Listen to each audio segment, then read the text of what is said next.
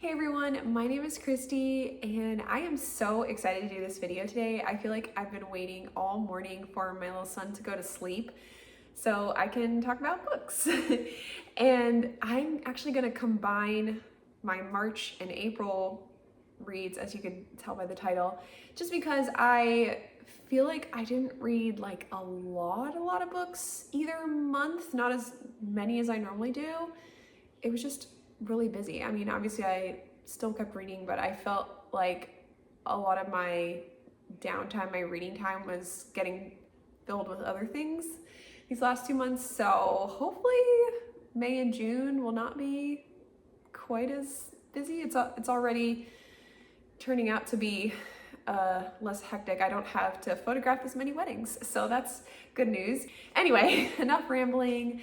Let's talk about the books. So first one I'm going to talk about is called Gray Brow's Serpent by Shari Al Tapscott. And this is the second in the Silver and Orchid series. The first one is called Moss Forest Orchid. I've talked about that one before, and I enjoyed the first book so much. I wanted to continue with this series, and I was in the mood for just like a tropical pirate vibe type of book.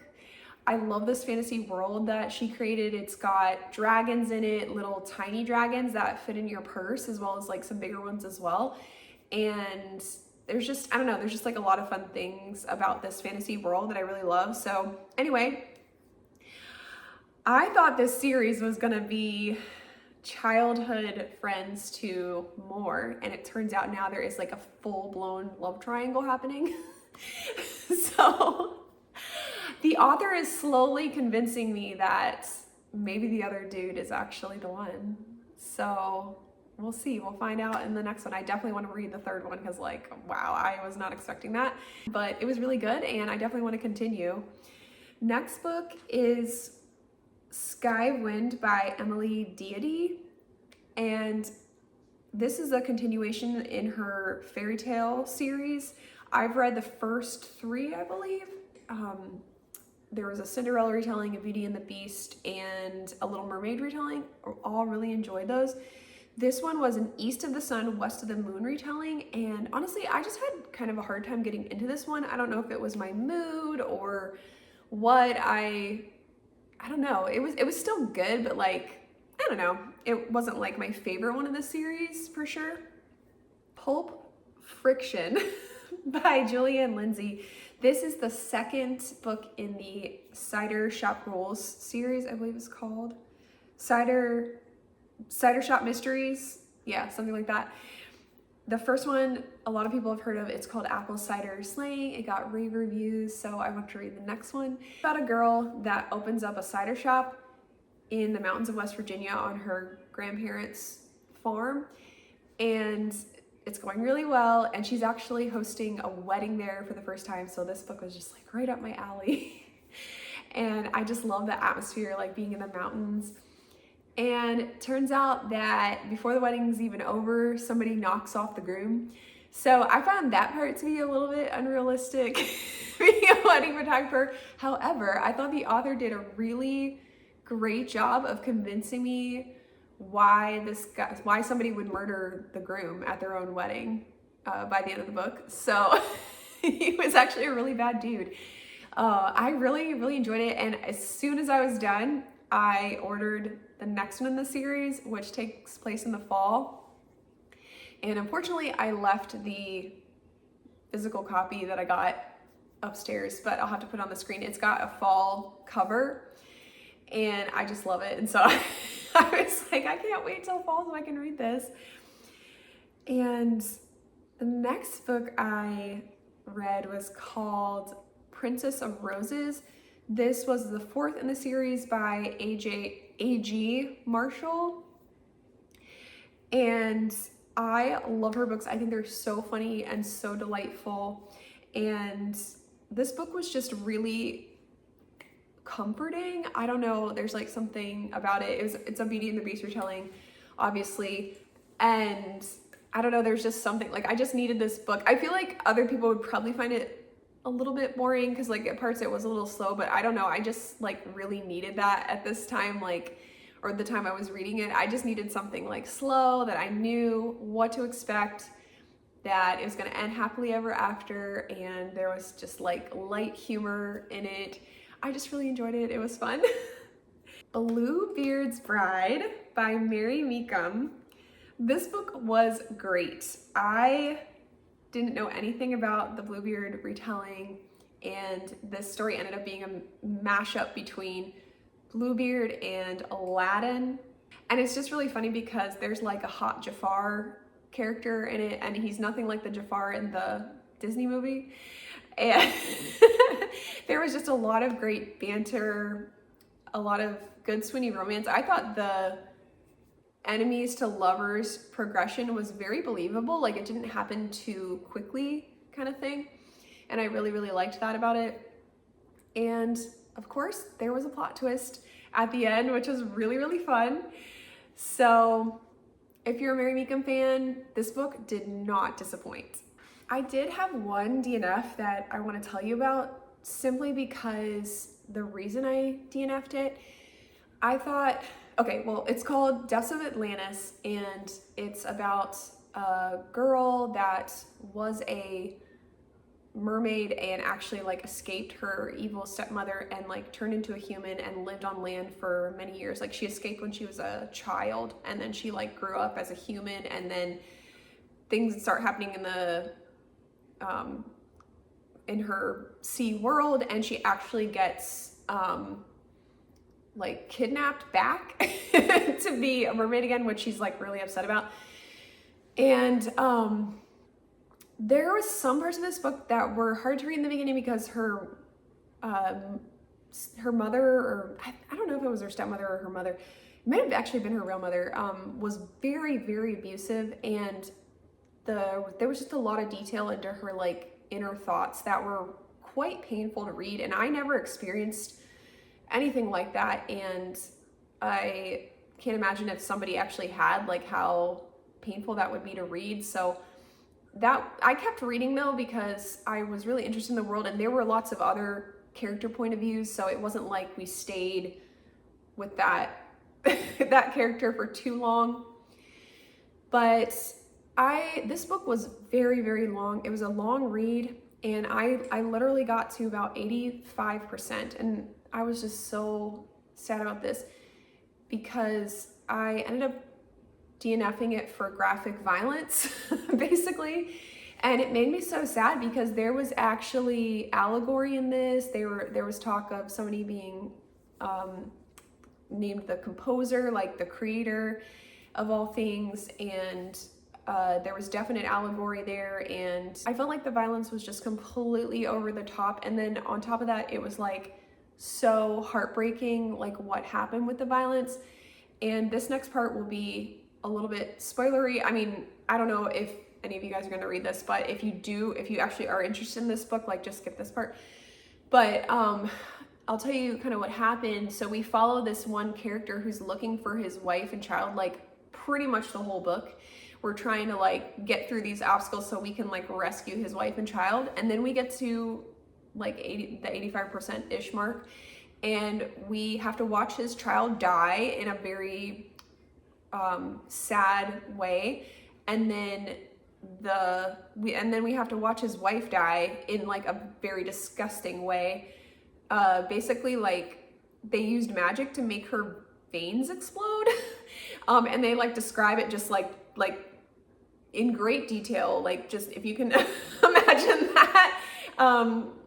Really disgusting, like blood yeah. And but what really made me like just like say I cannot do this book or this series anymore is that I was left with such a feeling of like hopelessness and despair after that whole scene. And then we just kind of stayed there because then we went to the character that had actually been abused, and we had to like go inside a flashback, and we find out that she was actually like she had been trying to commit suicide, and that was described in a very bloody way. And so I was like, enough of the blood, enough of the just emotional torment and trauma here. I can't do this anymore. So that's why I DNF'd it. But if you can handle that sort of thing, by all means, please read this series because the writing was really, really good. And it is a world of like mermaids, and there was fairies in it, and I believe some other like mythological creatures kind of thing. And it does have allegory. So anyway, that is my experience with that book. After that book, I just needed something cozy, something that I knew what to expect. And so I picked up the Lighthouse mystery series book at the library. The next one, it was called Read and Buried. I think it's like number 5 or 6 in the series. I've just been slowly working my way through this whole series. Let me find out what number it is. Oh, it's number 6. Okay. So it's the 6th one, and this one was actually my favorite of the whole series. I love all the characters and I love the setting. It takes place in the Outer Banks of North Carolina. It's in a library that's in a lighthouse.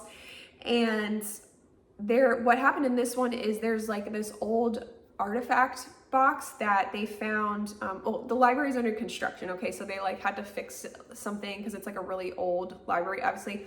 And they found this artifact box with a diary written in it with a secret code that dates back to the Civil War. And so the whole book, they're like trying to solve this code, like trying to figure out like where this came from, like whose it was. It doesn't really mean anything. And in the process of that, somebody gets murdered. So I always joke about this series because like, I feel like I love it because whenever I read it, I feel like I'm going on a little vacation to the Outer Banks, but it is a little bit unrealistic because like, I've never heard of like a building that had like 6 murders take place in it and like they didn't like close it down or like something, you know, happen. Like the main character like moves away, like that's what I would do kind of thing. But I love the mystery of this book, and it was like exactly what I needed at that time after that traumatizing book that I just told you about. So if you do like cozy mysteries, this series is really, really fun. Okay, now I'm going to talk about my audiobooks. I had a really, really good month, 2 months, I guess, with audiobooks. Like sometimes I'll listen to one and I just feel like it's kind of meh.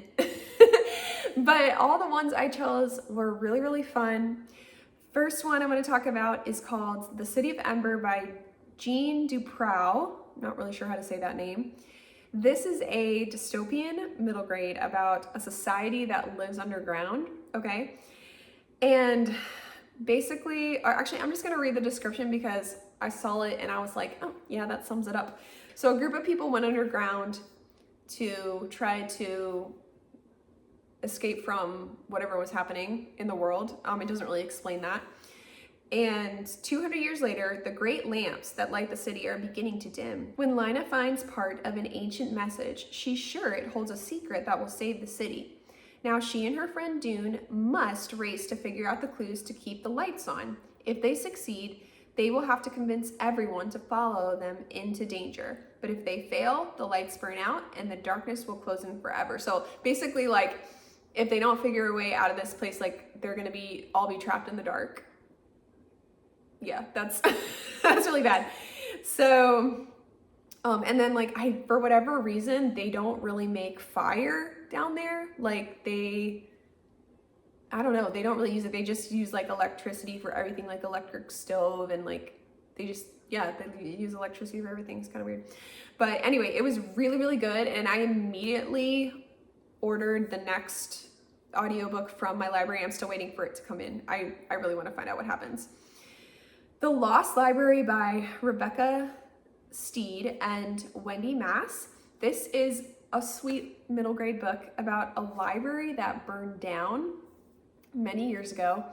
And this little boy is trying to, well, I guess he's maybe like middle school, and he's trying to figure out what happened to this library, like all these clues, all these things about it.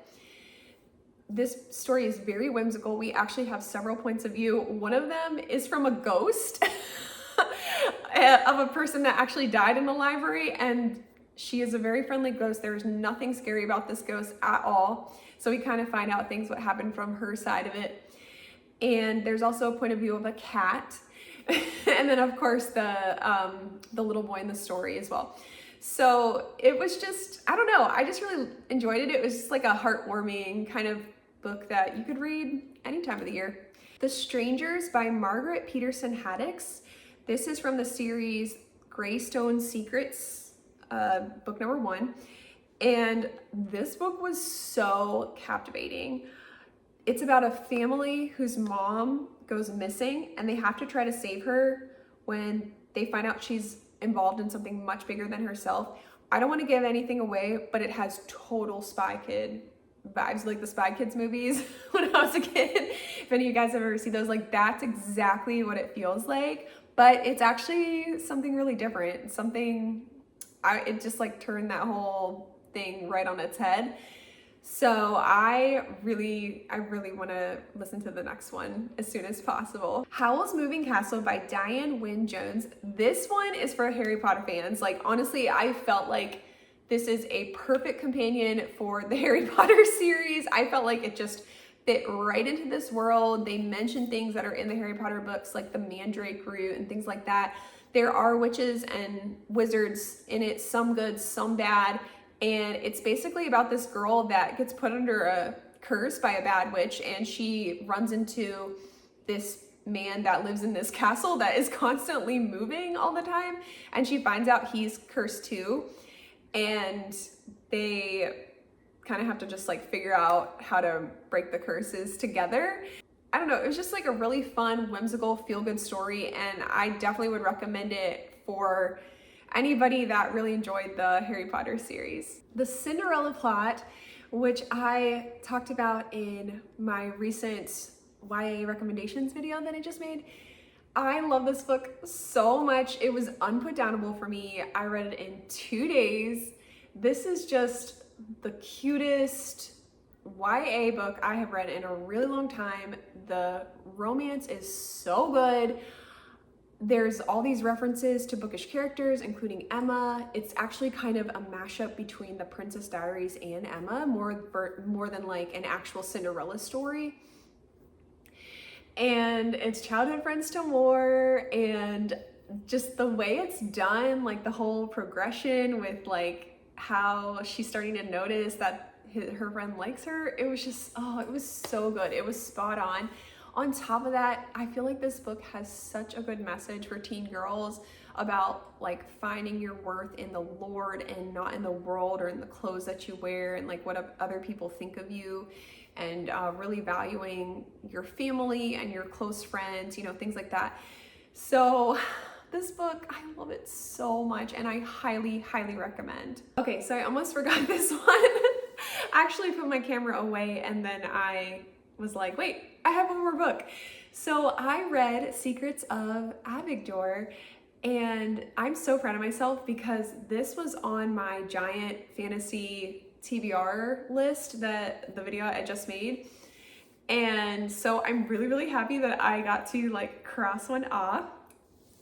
And I decided to buddy read this with Bookish Kelly, and that was a lot of fun.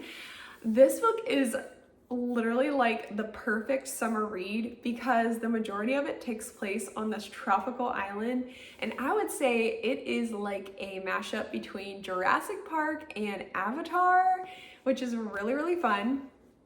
It's a debut author, so in the beginning the writing was a little bit tough to get through, but for whatever reason she kind of like got it together about halfway through and it finished up really, really well.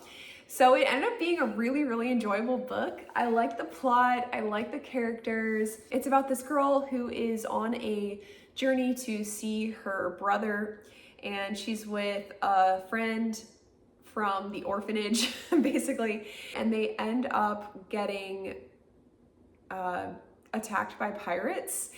And these pirates are not normal pirates. So that's all I will say.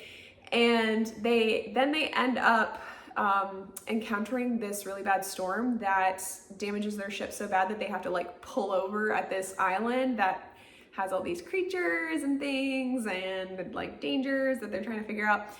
So Yeah, one thing I really enjoyed about it is that it has beautiful allegory and there's no graphic violence in it. So there's definitely references to God, but God is Elohim, which is one of the names for him. And I just really enjoyed that. Like there's all kinds of mentions of prayer and just like having faith in him. And one of the characters goes through a little bit of a faith journey. And anyway, this book was just really, really fun. So thank you to Katri for recommending this book. And I definitely want to find out what happens next because the ending was so good. It was so fun. I was like, yes, okay. And Kelly actually figured it out. She was like, I think it's this. And I was like, yeah, you're probably right. And she was right. So yeah, you guys will just have to read it to find out. So those are all the books. Let me know what you think of all of them. I really had a great time talking with you guys about them, and I will see you in the next video.